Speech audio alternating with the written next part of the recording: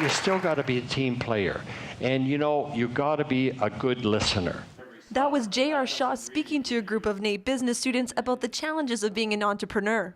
It's all about young people. It's about their future and giving them any insights that I got along the way that might be useful in their lives. People think knowledge is power. And if I keep the knowledge to myself, I got all the power.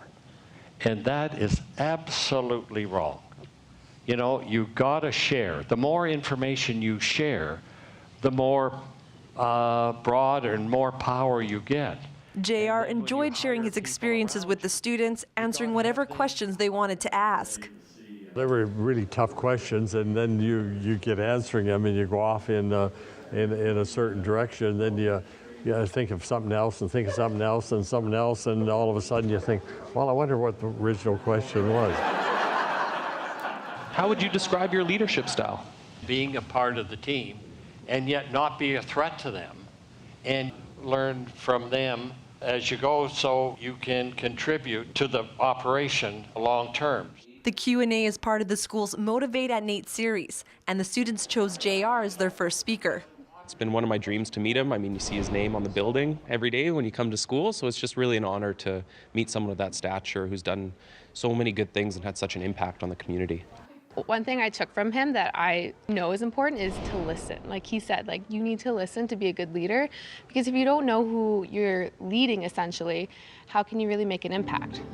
It's been nearly half a century since J.R. Shaw introduced cable television to Edmonton and eventually the rest of Canada. In 2007, NAIT's business school was named after him because of his leadership and fundraising efforts. Members of the business community were also present at the Q&A. Personally, I was just enthralled with listening to him. I mean, for a man of such power and influence and wealth, quite frankly, he's so humble and sincere. He really emphasized honesty, telling people your truth, really getting involved with people, and I think those are just so fundamental for business. I do know the harder you work, the luckier you get.